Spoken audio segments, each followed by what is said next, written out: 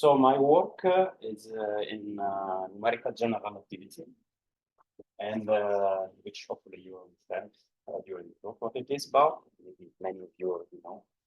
And in particular, what I wanted to talk today is to show some of the results, promote some of the results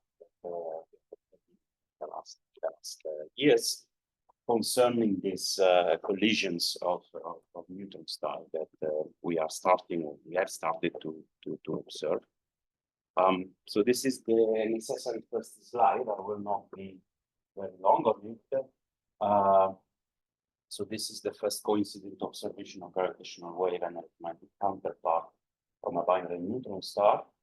And as many of you know, of course, we had a very clear idea of what the source is from the gravitational wave, know about the masses and so on. But then we saw all the fireworks that are triggered when this two stars collide, in particular, kilonova light, for the first time, from optical to UV to near infrared, and also X-ray and gamma rays emission from gamma ray burst, high localizations, and so on and so forth. So this, we were of course already working since a long time about this problem, but this of course gave a big push and motivated us to try to find first principle model to explain this observation, maybe prove the observation itself, not only just understand it's there, but also find something that is new. This is an example, so that out very soon in 2017, so the data is somehow technical. I will come back to this process, I remember. So on one end, if you measure gravitational wave from a binary neutron star,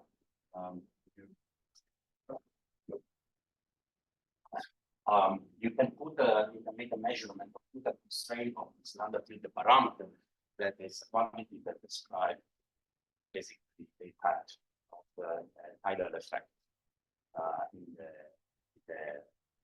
dynamics and in the signal.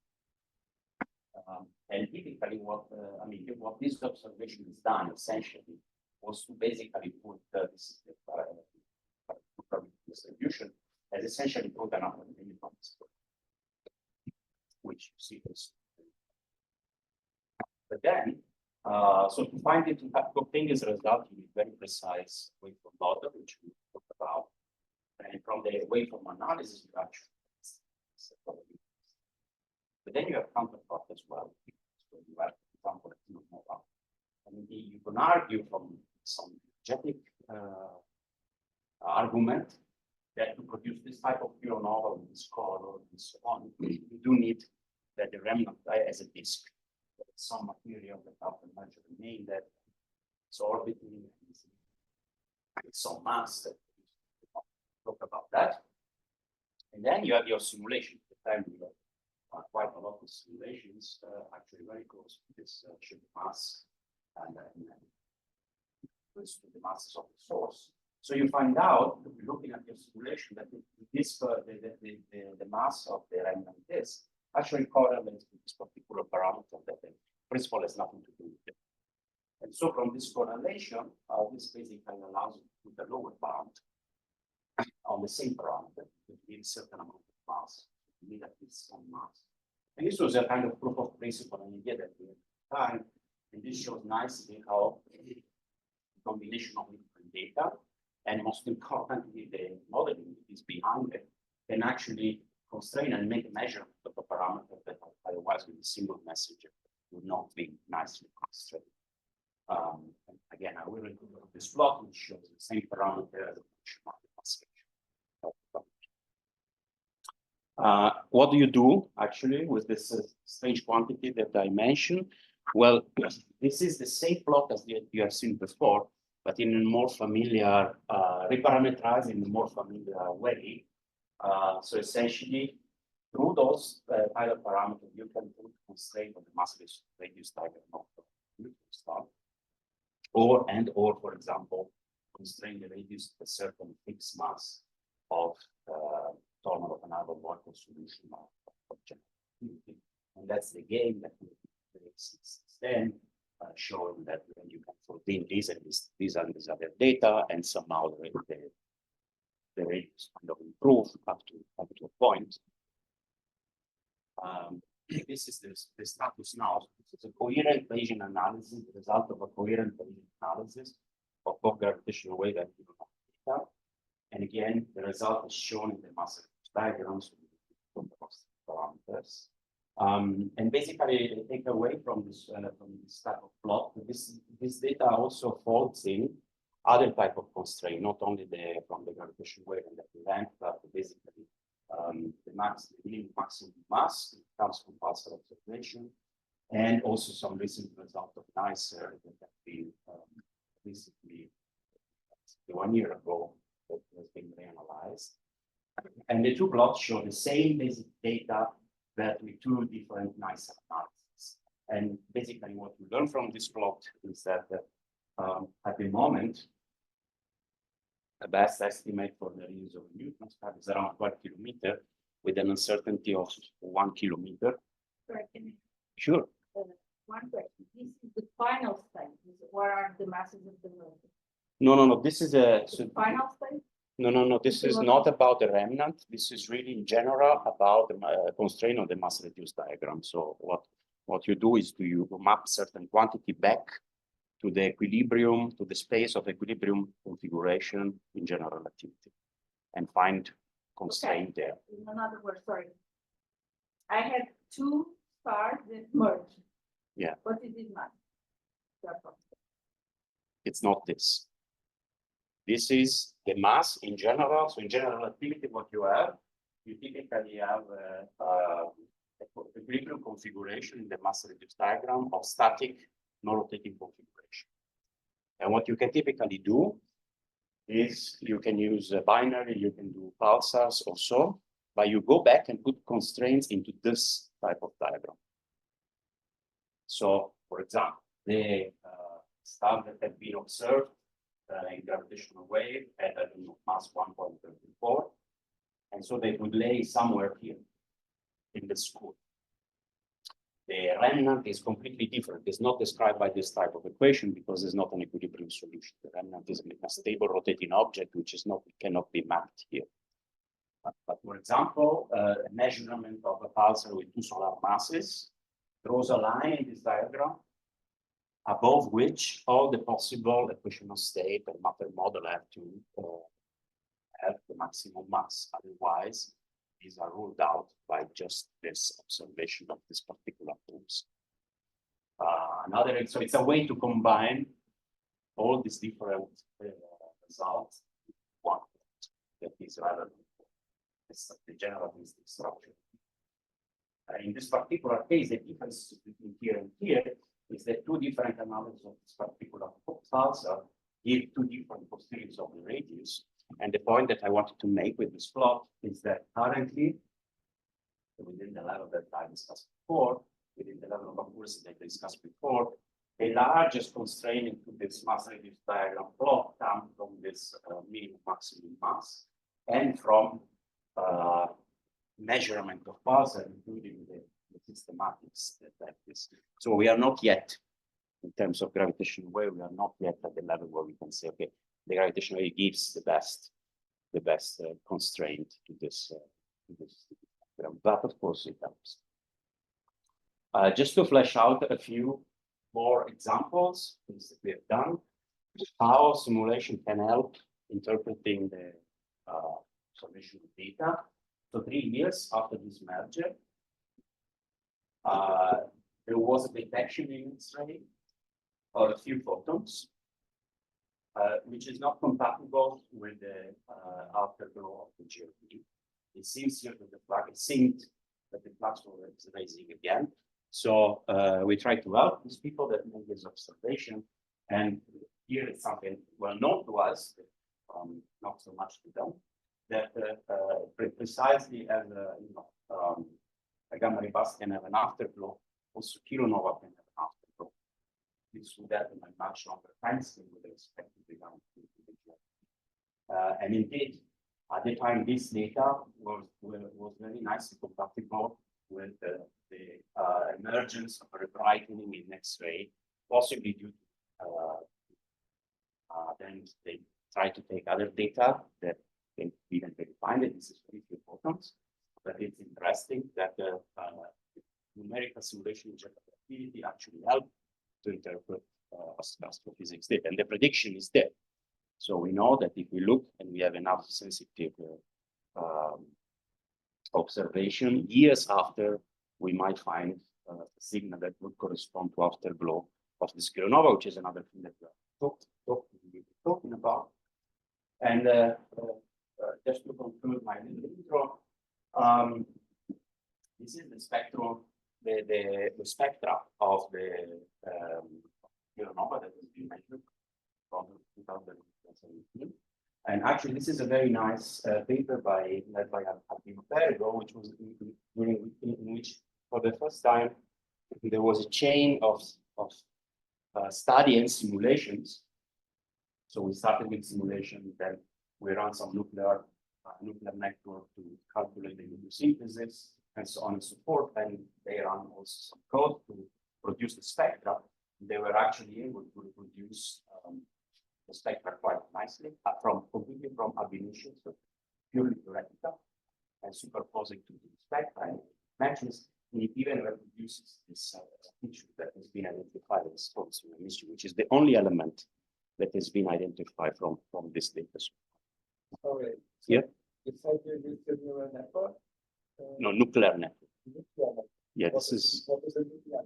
nuclear network is something that tells you how elements are produced. Nuclear. So then the production of nuclear. I will come back to what is a kilonova, and I will explain that this is the signal associated to the production of heavy nuclei.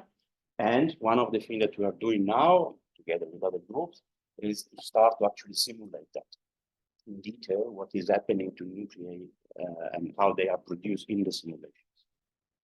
So I hope that I convince you that there's a lot of theory is useful, and there's a lot of information that we can get from the theory. And in general, for a theorist, this is the perfect problem, I think. Right? So you think about the neutron star, that they extreme matter, and then they fuse, and then something else happens. There are these ejecta, there are these jet forming. The neutron star or the code that can be produced depending on the mass and so on. And this is all extreme. So if you talk about the gravitational interaction, of course, this is extreme. It's a compact object, the most extreme that you can find. Extreme matter of a neutron star, but of course you have magnetic fields, and I will argue also the importance of neutron interaction and for observation. So it's really four forces, four interactions, all in one problem, and all are extreme. So for us, is our perfect playground. And this picture basically summarizes more or less what's our understanding. I will talk about few things, few parts of it. So not everything has been simulated. Things have been simulated quite nicely at certain time scales, but then there are many gaps with the understanding of the dynamics, how the dynamics vary with the masses, with the equation state models, and so on and so forth. So one of the things that I will be talking about are gravitational wave. So gravitational wave are the interaction that dominates all the early part, which actually will take millions of the merger. So when two stars start to orbit around each other and so on, all these dynamics is driven by gravitational wave. The merger is driven by the gravitational interaction of sleep, right, predominantly. And even when the remnant is produced, a very early stage, a very fast dynamics after the two stars have fused together, this is also driven by gravitational wave. So it's a very important part. And this is the first prediction of the complete spectrum of two neutron stars that are circularized, that are in circular orbit, and slowly move. Plane of the gravitational wave. Here are the frequencies you see. It's a broadband spectrum. It spans a very early. This is not very early, but it's actually the last minute. And I plot this frequency value because this is the separation. But of course, this model I'm talking about but essentially predicts a very this Erlang spiral, which is predicted by a turbative techniques such as relativity, it predicts when they merge. Again, using an approach to the two-body problem general activity, called technique one-body approach. I will say something about it. And then he also predicts the gravitational wave, the remnant, which is like a kilohertz, and of course, this is for a single binary, but this model predicts for, in principle, for all the binaries. So you're looking for all the binaries, and things can change. Topologically, the signal can change. Essentially, what you have, you find the main, the increasing frequency and amplitude in the gravitational wave is for constants. Motion that you know. And there's a peak of luminosity, which was already predicted by Dyson, the Dyson series. 60s, which is going to be very, very, very bright. Actually, one of the brightest luminosity peak in the event in the universe. And then there is a high frequency signal that basically responds to this state in the presence of YouTube stuff. So this is something that we can predict quite robustly for all the binary, for all the things. And one part of it, the big part of it is played by this approach that is called the effective one-body approach. So I will not explain what this is, but people interested can talk to me later. Then within this approach, what we have developed over the year is this particular model, which incorporates many perturbative results in general relativity, including post-Newtonian set force and others, including numerical information from the simulation, and can actually nowadays predict the signal of binaries, generic orbits, generic binaries, so different type of compact object, includes basically all the interaction that are there in this type of in this early phase of the orbital phase, say. So it includes all the interaction that are known, all this tidal interaction. We can handle arbitrary binary essentially. And this is one element that gives this signal here. The other element are, of course, simulations that we perform basically starting from this frequency, this green area. So there's an overlapping region between analytical and numerical methods where we manage to stick them together essentially, or understand one and then, especially this high frequency phase is entirely taken from a large number of simulations. So why these things are interesting and difficult? This is a bit technical plot, but I think it's very interesting. So this is a certain normalized frequency of the gravitational wave. And these bell-shaped curves tell you where the information is inside of the gravitational. So if you talk about the shear mass, for example, you are looking for a quantity whose information is maximized at very early stage. So essentially, this is proportional to the number of cycles that you have. Then there's an R and other quantities and so on. But you see, there's one curve that is a bit particular, and it's this one. This is precisely the information about finite size effect. So what distinguishes black hole from neutron stars. And you see, this information, first of all, is weakly coupled to the other parameters. So these are very clear parameters, very precise parameters. Just write with names, but these are parameters that describe the mass. You see that this is largely decoupled from other parameters, and the information increases towards them. Right? It's the point of information because these things are merging, so there's no binary. this is the slant parameter that I showed before. So that's why this problem is difficult. If you want to, say, distinguish between report and neutron, of course, you can use the mass and astrophysical argument. But let's say for a more formal approach, what you would really do is to measure this type of parameter from the gravitational signal. And this is complicated because you get information only in the very last stages of the signal, where the detector noise is higher, where the velocities are higher. So analytical approaches are also more difficult on a theory point of view, and so on and so forth. So this is the complication that we have faced and we are facing in order to model binary neutron stars in spiral and gravitational wave.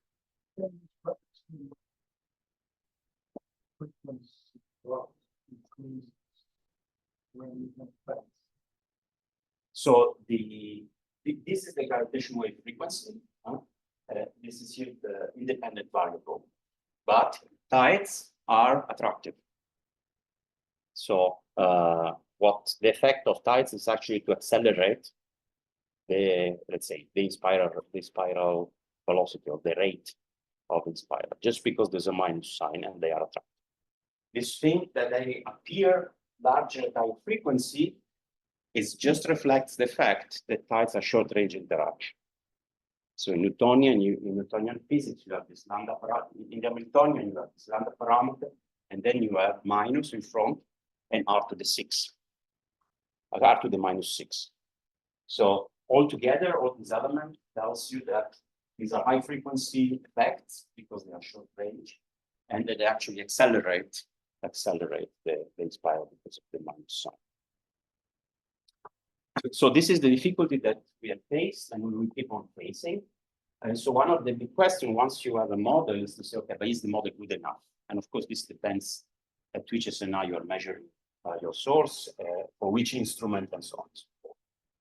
And this is what a student a few years ago in Jena, and she looked at this things very systematically, first comparing different waveform models, then comparing in different quantities from the phase itself to other quantities that relates more to the observation.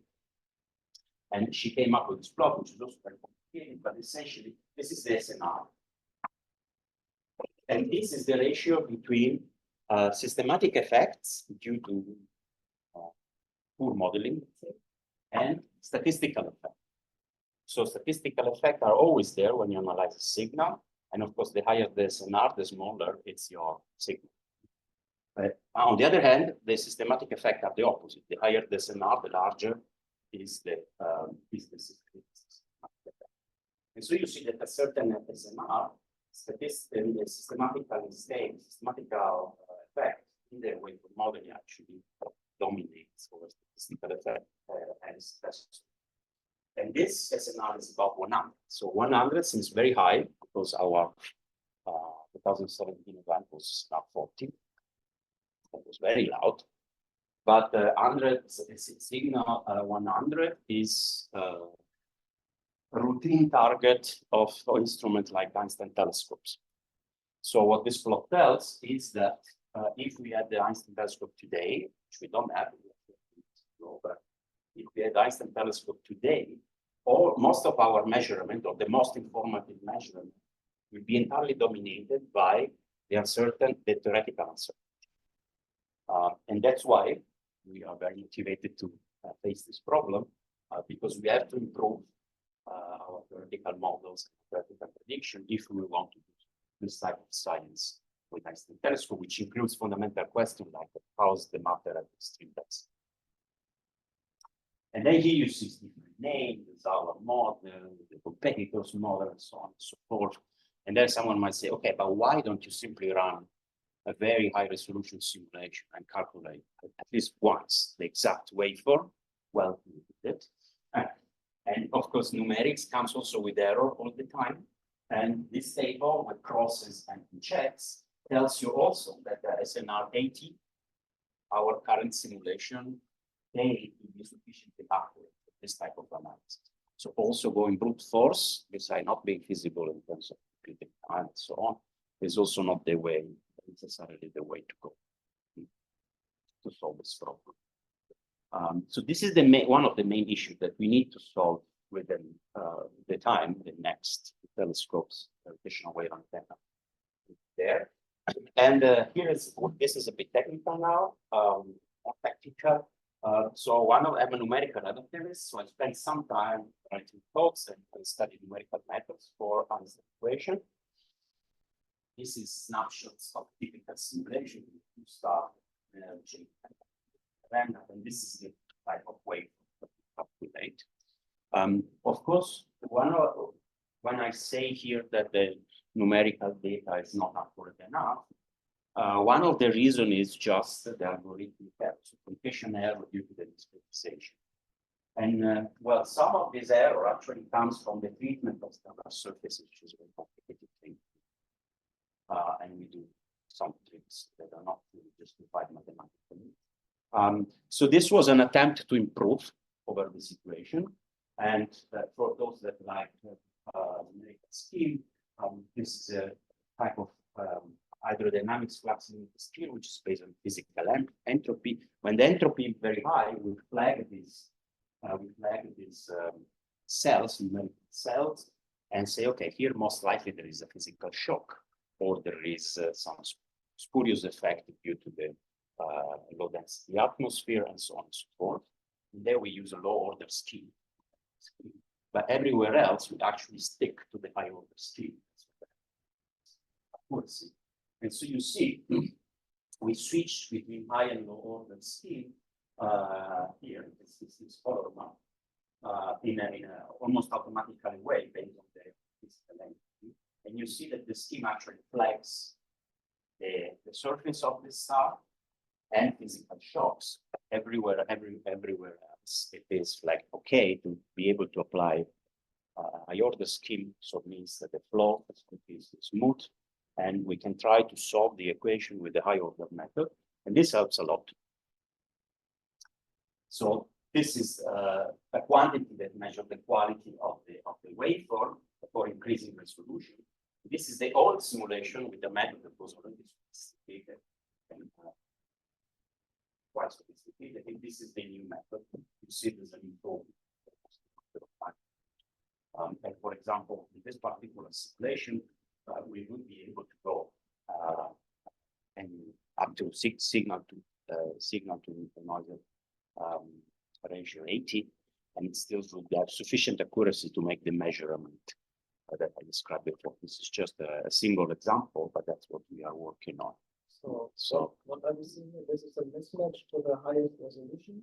Yes, this is a mismatch to the highest resolution, and the horizontal lines are a necessary condition according to this accuracy standard for having an unbiased measurement.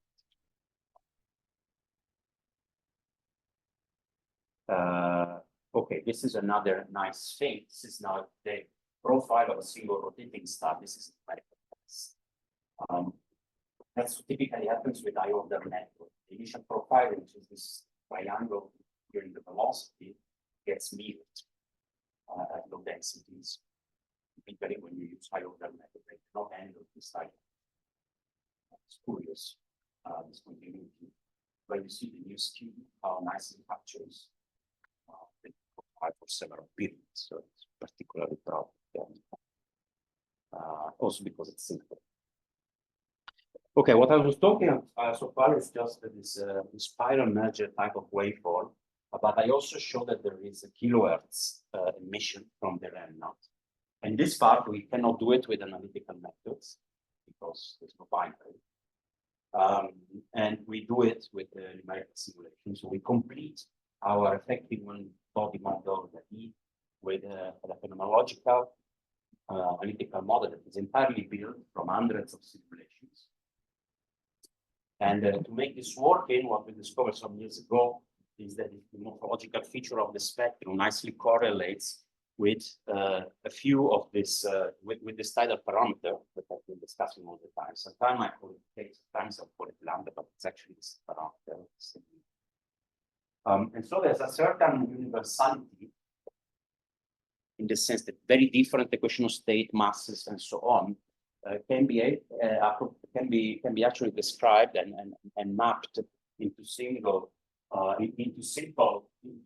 relations, which we can then. This seems a bit surprising. Yes, in part can be justified by the argument. In part, this is just an observation from that.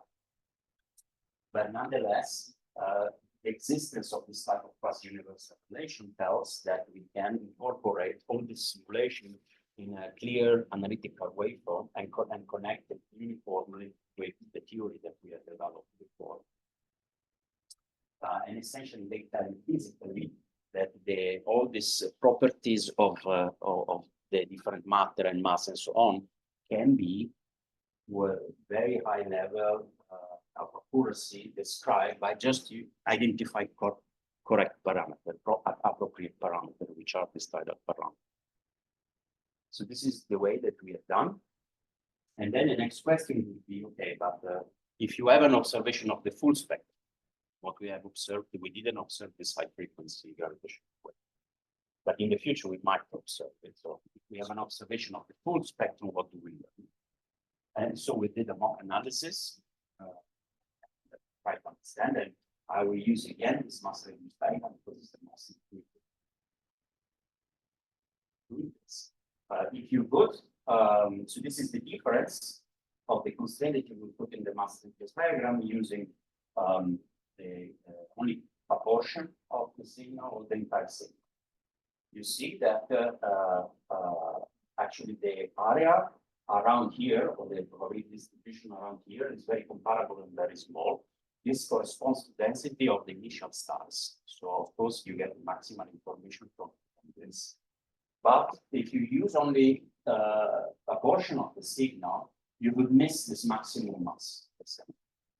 And it's interesting to see that a full spectrum analysis would give you add information in the high density regime of the state, if you want, or the maximum mass of the mass-reduced diagram. And actually, in this case, capture correctly what we know. This is a mock. This is a mock to be the mass-reduced, the true mass-reduced.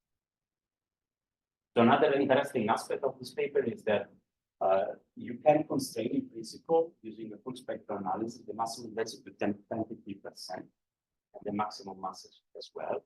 And these are at the minimum SNR that would allow you detection of the kilohertz gravitation.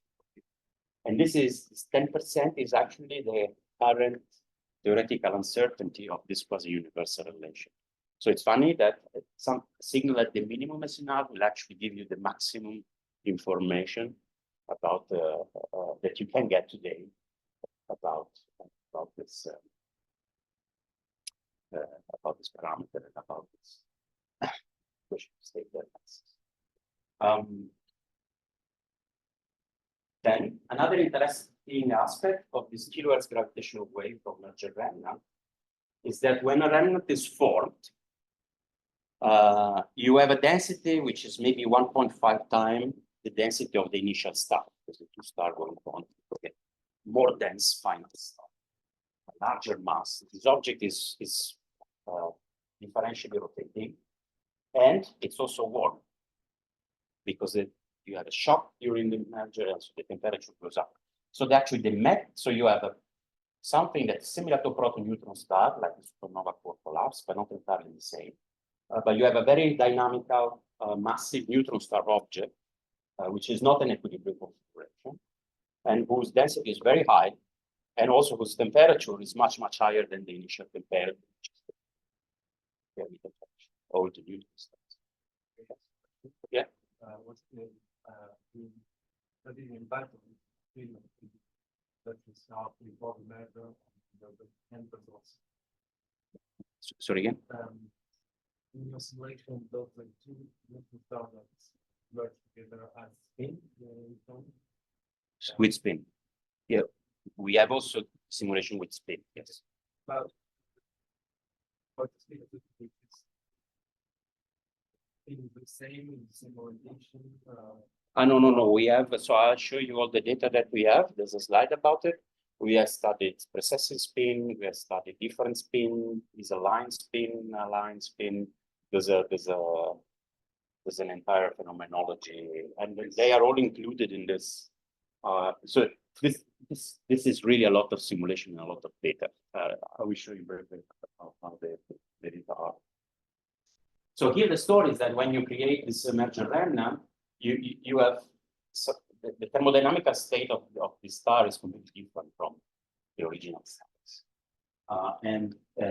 For example, if you talk to nuclear physicists, they tell you, oh, that those densities, so if you jump from here to here, you must have atoms, or you must, or any new degrees of freedom, or they will tell you, okay, but there will be quark formation, because you have quark inside the star, and so on and so forth. And also, it's odd, right? Because there is a shock, and the spin is also odd, which is different again from the. And interesting enough, we have done in other groups as well several of these simulations and mock analysis.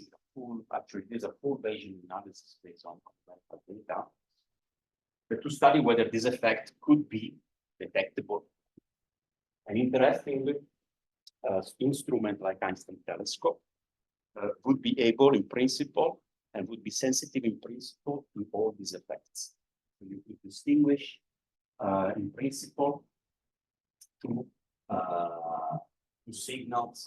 In one case, where there has been a transition to hyperon or transition to quark matter, you will be able to distinguish, in principle, two signals in which one of them, for instance, there's a different nuclear mass with respect to the other, and so on and so forth. So this, I was very skeptical at the beginning, but this is quite impressive that such a complicated instrument, and from just a gravitational wave observation, you can actually feel or listen to this very little, relatively small effect. But of course, there's a big caveat. These are all proof of principle. They prove that the instrument is sensitive enough, but they don't tell you how to do it, right? In all these examples, and also those in the literature, you always have a mock signal and you study a variation of it. So you have the true signal to compare, but in a real detection, you don't. So this is fantastic physics, often solved as fantastic physics. But at the moment, there is a big open question, that is, how do we actually implement this in an observation? Because in an observation, you don't have the real signal, you have just one set of data. And these are also the general effect. This quasi-universal relation, of course, they might be violated by certain matter model, which we don't know yet, and so on and so forth. So here there's really conceptual and conceptual difficulties, but and also a lot of work to try to find actually algorithm then within a Bayesian analysis gives you answer to the question. So this is what I was mentioning before. We have hundreds of simulation at very different resolution with different physical parameter, with different models and so on. They are all public. And if you go to this website, there's a very long list. I think we are now at 500 individual different configurations, which means more because each is run at multiple resolution. And this is the largest catalog of data that you find about this. It's all public. And it's a lot of work to maintain it, but we're also very proud of it. Okay, so this concludes the first part. Maybe I'm a bit late. You have 15 minutes. Okay, I'll go quicker. So in the second part, I wanted to talk a bit about remnants and the connection between remnants and kilonova. And the first observation is this. So this is time to merger. And what you observe is, and it is a time scale estimated from a particular simulation using essentially the gravitational wave and neutrino. And what you see here is that the gravitational timescale after merger quickly increases, and whereas the neutrino timescale does not really increase, but at some point, because the other increases, this one becomes dominant.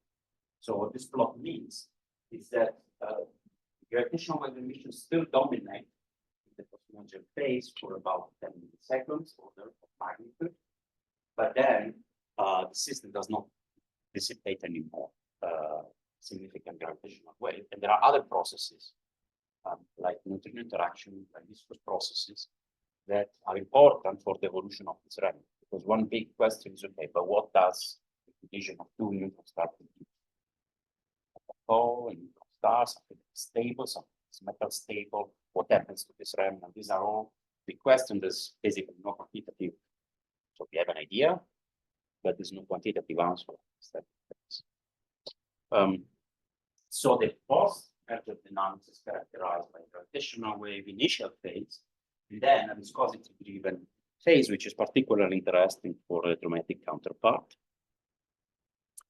And the gravitational wave-driven phase is simulated very well. It's short. And this is the typical situation. So if you plot the remnant in baryon mass angular momentum diagram, nice video variant for you. You find that your remnant, it's always like here, where here I mean it's always at the right of this gray area. This gray area represents equilibrium configuration, but not your distribution as we have discussed so far. This really represents rotating neutron star equilibrium. Rotating neutron star. So what basically we find is, and we find for all those simulations. What we find is that the remnant have always angular momentum in excess and also mass. And for the super-Keplerian, this point here is called Keplerian limit. Is when a particle at the surface cannot stay anymore at the surface. Lies in gases. And all the remnants are always here. So it means they are not stable configuration. And one expects that, for example, they could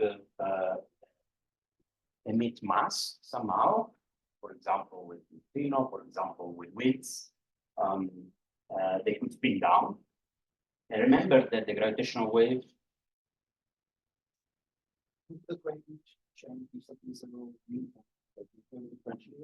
it changes, but not much.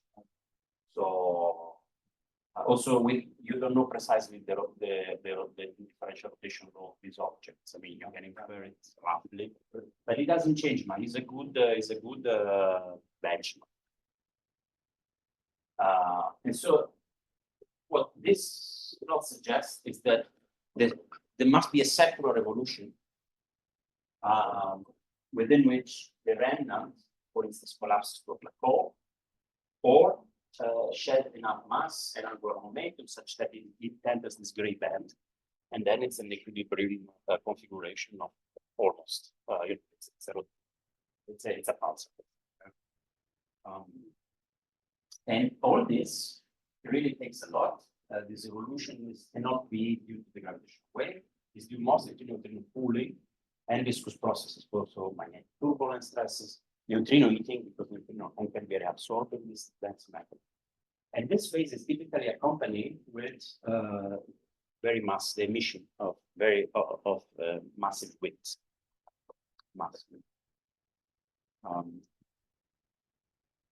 So essentially, it's a balance between the neutrino cooling that wants to make this thing contract and bring it to the gravitational collapse, and this viscous effect that wants to bring it out and enlarge to make it less compact.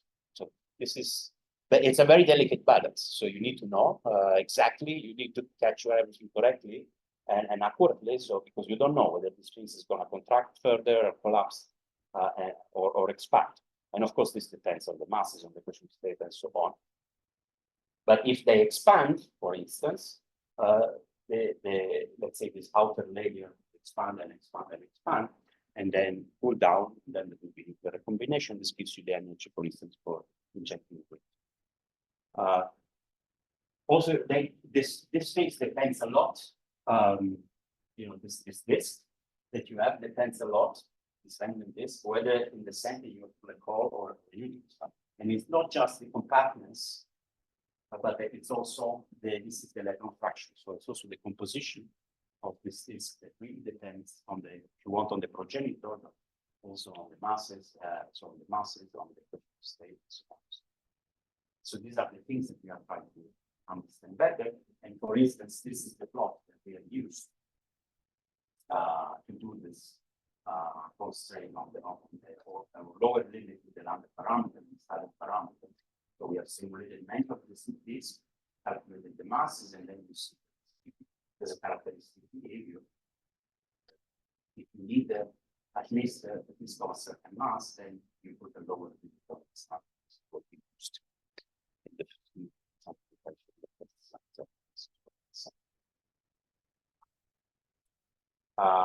and actually, what I showed in the first slide was just a proof of principle. We just put it out as an idea, but we did it correctly a few years later with Bayesian analysis with models and numerical relativity information that is folded in. And essentially, this looks different, but essentially, this is the same plot, but done rigorously to. Yeah, so one may ask, okay, what happens to if you have a neutron star? What happens? If you have a neutron star remnant? What happens? How is this characterized?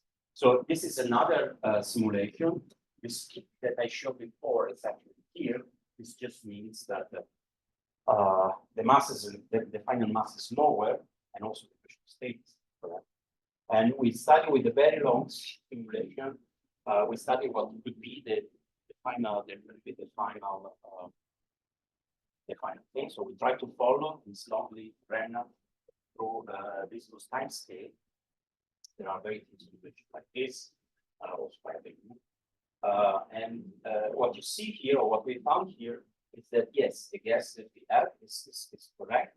So if you look just at the core of this remnant, so the most dense part, you do see that the core transits into this equilibrium. And we did some analysis here. The interesting thing is that the remnant remain stably stratified. It means that there's no convection in this core. And this is important because it's something that is characteristic of this type of remnant. So if you look at proto-neutron star has convections and so on. So, you know, neutron star generated from this phenomena can be different. Also, this stable stratification is important because some authors argued that you could have convection or some convective motion could bring out, for instance, the magnetic field, but this doesn't seem to be possible from the core. So you really need to argue for some effects like GRB from long-lived remnant. You might need different type of magnetic instability, for example, and not the MRI. What is this zigzag? The zigzag in the beginning. So these are simply different estimate of the C quantity. So there's not one thing. So you can calculate it one with the gravitational wave, but then the gravitational wave shut off, so you don't have any more degree. And then this you have calculated with other methods. But the important thing is that the red is for all the system, and the blue is only for the core. yeah, Which is what we wanted. Zigzag in the beginning. Why there is this? Yeah. I think this is something due to the post-processing. Also. I don't think this is fundamental.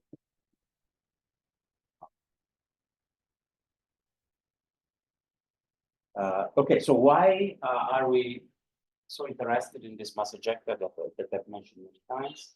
Well, I'm interested in mass ejecta because this is neutron-rich matter. And so when this thing is actually ejected and expands and cools down, what happens is that the neutron-rich matter is that neutrons come together and you have these rapid neutron couches. So you form unstable nuclei, and then these nuclei grow and generates heavy nuclei or generated heavy elements, and then they eventually decay, and you generate stable element in the valley of stability. And so this is very important because this is one of the most, in some sense, one of the simplest processes where you have enough neutrons and enough energy reservoir to generate a very heavy nuclei. And also the system is sufficiently rare, mergers are sufficiently rare so that it might match the fact that gold is rare or this type of elements are rare. And associated to this, so you have the nucleus in this ejecta. And associated to that, you have typical, so you typically thermalize electrons and so on. And this gives rise to this kilonova signal near UV that we have observed. And this was, again, this was theoretically predicted long ago, but observed very simply. And it's the signature of that process. So we look at this in simulation, and we typically study this ejecta. So it's not just one ejecta. In the different phases of evolution of a binary, you have different type of mechanism that powers this ejecta. So during the gravitational wave phase, you have something that's so-called dynamical because they are expelled on dynamical timescale. And they might have different origins, centrifugal origin or shock, two cores that are shocking against each other. And this generates fast, but not so much mass. So I don't want to talk much about it. And then you have, on longer time scale, if you have a remnant, you have angular momentum transport from outside due to these viscous processes. And you have, this is the angular momentum transport outside. And so you have this typical density, spiral density waves that you see also in other type of astrophysical sources. And this is actually, until you have a remnant, this is a source of very massive wind.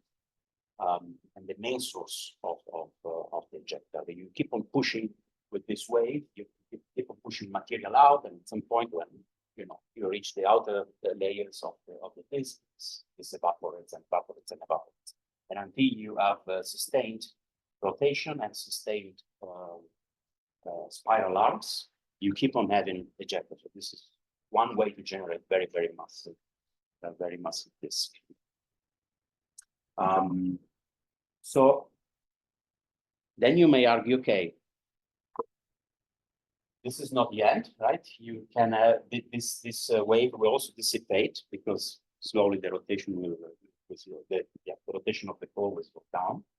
And then you may even have further ejecta on longer time scale due to, here they are called disk wind, but it really is something due to from the disk, something due to magnetic or neutrino.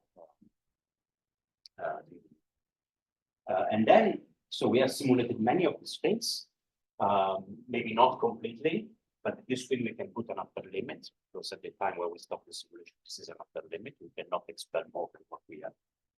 And then we can compare in this plot the mass and the velocity of the ejecta, the mass and the composition of the ejecta with the actual data that has been observed. Okay. So the points, this is the dynamic ejecta, so low masses and high velocity.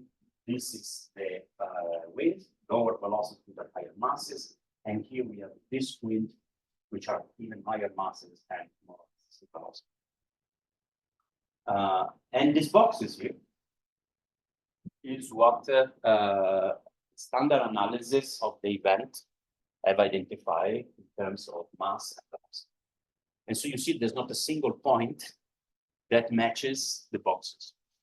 This is a big open problem. So in the sense that these analyses have been carried out with the simplified models, because you, for example, you cannot run as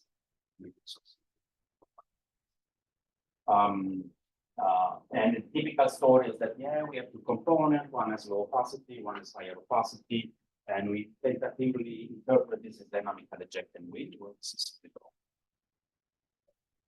So you cannot, so the analysis of course is valid given the models, but the simulation actually tells us that it's a much more complicated picture, and this interpretation that has been proposed, and it's quite mainstream among astrophysicists. Is not really rigorous. So there are many different types of ejecta mechanisms, and consequently, the ejecta has different characteristics, and consequently, the signal has different characteristics. So this is a complicated thing that needs to be modeled in much detail if you really want to, in next observation, find out what has generated this. And perhaps the last thing, yeah. So what was, so on the left was the analytical model, on the right is the simulation. So these are simulation, and these are so there are many models. This incorporates many different analyses, but these are all analytical model based on the basics of kilonova. And what is the problem, right? So this is mass electron fraction. This is mass velocity, average velocity. Yeah, one thing that is important and that we didn't really think about until 2017, 2016 is our weak interaction. I mentioned at the beginning. I want to explain to you what is that. So these are two simulations in the ejecta. They differ only in the way we treat neutrinos with interaction. Here we only include the cooling between neutrinos. It's a spin that pulls up, that removes energy, thinking that this energy went into neutrino, modeling that. And this is something that includes also the reheating that can happen in the high density. And this is the mass fraction and the electron fraction, the function of the polar angle of this dynamical ejecta. So something that is very, very early in the evolution, where in principle neutrino timescale are not so important.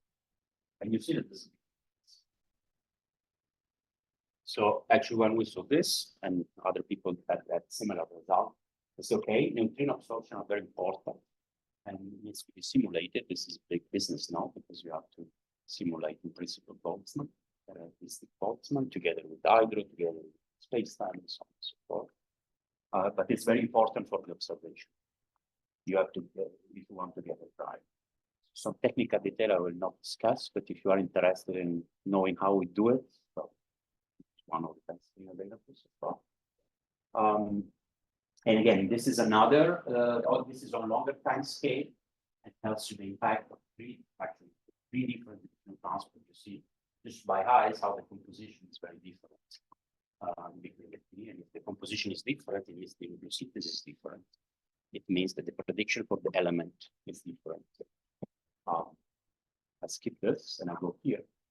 So in particular, this is the prediction of the element abundances from this three simulation. And you see that two of them that contains neutrino are, well, they agree with each other. They also happen to agree with the solar abundances. But the one that does not include neutrino heating is completely wrong. Underestimate the production of this low value. So again, to reinforce the neutrino interaction are very important to capture correctly the nucleus fields.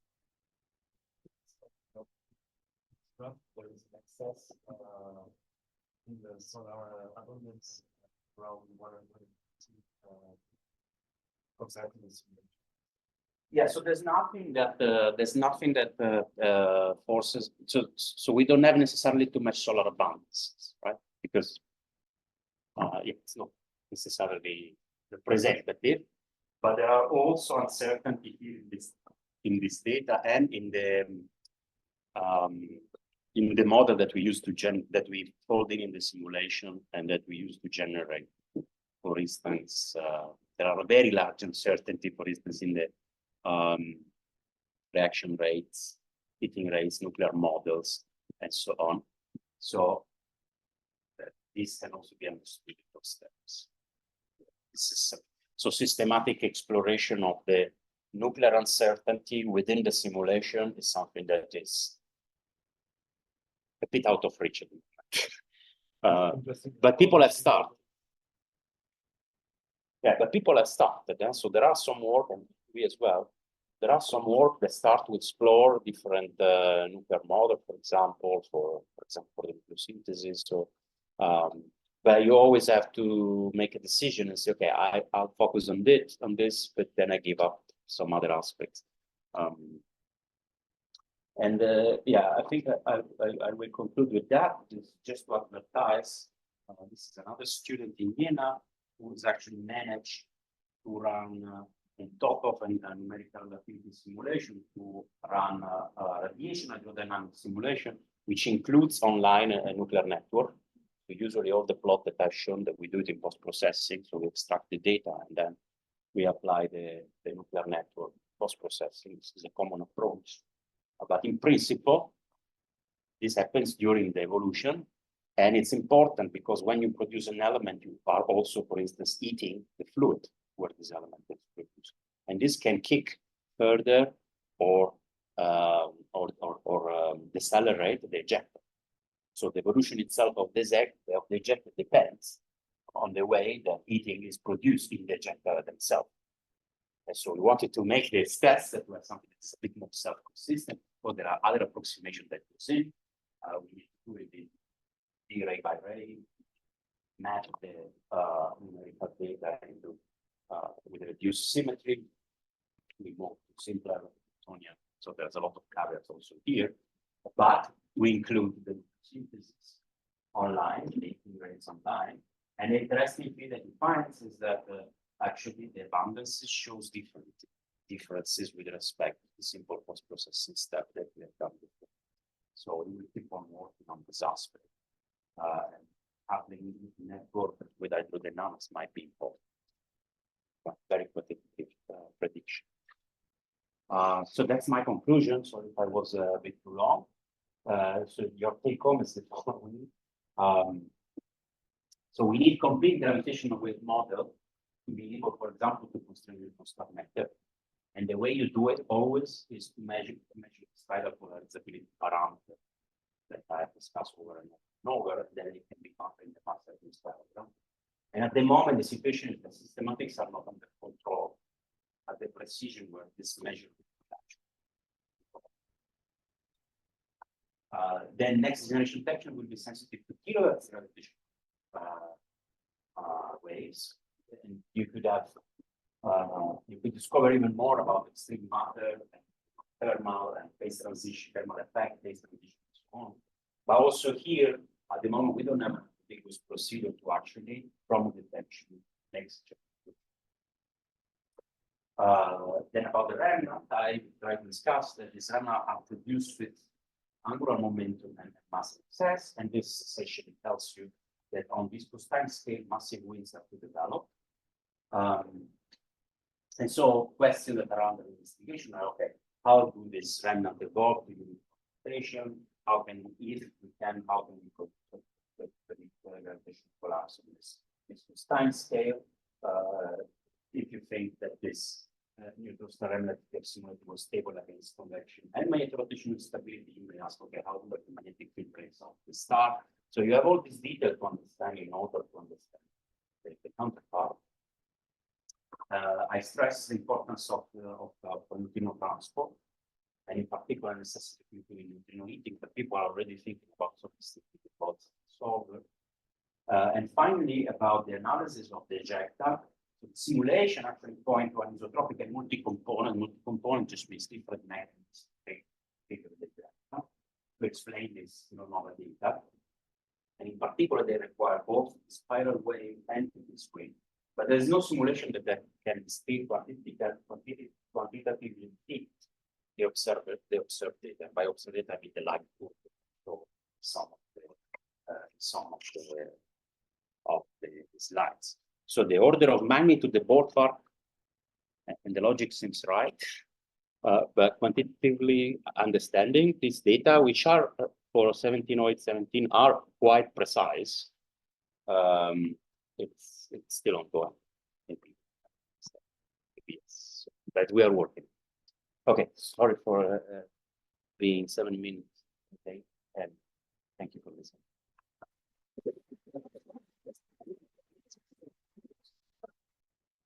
Thank you very much, Sebastiano. Unless there is an urgent question, we have time for one question. So if someone has it, if not, because we have already had these kilonova. So how important were the results of time in the, was it good enough to get some input to the models, the data of time from kilonova? Can you really constrain the model? For instance, the relative abundances of the heavy elements. No, the elements have not been measured. So we measure light core spectra. So from the spectrum you can get here? From the no, but the spectra, so they identify tentatively the strontium 2, this finger Okay, action. yes. But that's the only element that they have been able to identify so far. And the reason is that the spectra are highly reshifted. So there's millions of lines. They are really, there are many transitions, and they are also moving. So they are, they are highly reshifted. And so it's very difficult. Maybe I have a, yeah. So it's very difficult to identify single spectral lines, almost impossible. So in the first approximation, this is really black body. But then it's not black body, right? You have all the thing, on top, but it's very complicated to identify single elements. So when they tell, we know how gold it is, it comes from binary to star, well, it's not really true. Because this is theory is from there, but they were not able to identify the lines from gold and yeah, exactly. The line that was able to identify is this Nature paper by Watson et al., which combines some data, some simulation, and they argue that this is really good strings. Yeah, this is, but you know, yeah, but the very heavy ones, not yet. Yeah, and it's difficult from the spectra. So I'm not an expert of spectra, but I talk a bit to some of these people who are looking into it, and it is difficult. So there's a expertise to build up. There is velocity in the data, so then lines in different wavelengths, but it's the same line. Yeah, first of all, there are, I don't know how many millions of lines. So we asked some atomic physicist that is there in Jena, the Helmholtz Institute. And we said, okay, can you compute, I don't know, opacity, because we are obsessed with opacity. And this guy looked at this and said, usually I do few electron, few element. For us, so I mean, it's a huge amount of when it's unclear what they have to calculate because the configuration are so rich, the atomic configuration are so rich. So my feeling is that actually we will be in a stage in a few years in which our simulation will be much more under control than the nuclear and atomic input that we stick into it. But this is good because then we can test what's the impact of, I don't know, a certain set of reaction here or a certain set of opacity with respect to another. And there are some work on this line. So people have looked at impact of mass model, nuclear models, atomic models, and so on. And there's very large variation. So in fact, we might be already, our best simulation might be already enough to test uncertainty in the atomic and nuclear physics. I think that is a bit of speculation. But this is what has been identified by these authors. Other authors think this is not this line. This is a kind of mini debate. I'm not an expert, I can tell. Next week, there would be a paper from us out about the lines? No, but there's maybe depends what they find this weekend. But no, we have seen certain simulation. I think I can be open. I don't use today. No, so there's a postdoc in Jena who has looked at I think it's these and other simulations. Yeah. And so these are with the sophisticated neutrinos, which is not super sophisticated, but is relatively sophisticated neutrino spin, which means it's gray, and it means it contains the transport of the energy and the linear momentum. Then there's a closure. So Boltzmann equation is not solved entirely. You solve the first momenta of the Boltzmann equation, call it describe the transport of energy and energy. Anyway, with this scheme, which also other group are starting to use or have been used in the past, you see that you can produce ejecta with very high electric functions. And this kind of differed from what has been done by many other groups so far. And with this high electron fraction, in principle, you go close and start to produce nickel and all the thing. And this is what we have done. So there's a postdoc in Jena that has looked at this data carefully, noticed that there's this high production of thing. And in some simulation, actually in all the simulation that we have with this advanced scheme, we do find production of nickel, and then there's the chain, the cobalt and iron. And this makes a difference, a small difference. Even if there's quite a lot, it makes a small difference on the light curve. They have a different longer, the different tail. Yeah, because this is the nickel kind of become dominant after a day, and the time changes. The tail of the light curve changes because of the heating contribution from this particular element and the chain related to it. And then this is we have been able to identify. And they are now looking a bit at the spectra, which is a bit more complicated. But this seems to be. It's a sort of surprise because people didn't expect this. This is a story very well known from supernova. Yes. But here it has not been yet identified, but I can tell you that with it. With all the caveat, right? This is not a perfect neutrino scheme. It could be that we are overestimating the electron fraction here. And then for this simulation, we get this, but if we add even a more, but still, this is the state of the art. And this is what we can run on sufficiently longer time scale to see this type of effect. And this is all generated within this neutrino-driven. So again, this was a prediction of maybe 2015, 2016 by some authors, including Albino Perego. But now we have seen it with full simulations. If you enjoyed the video, like and subscribe.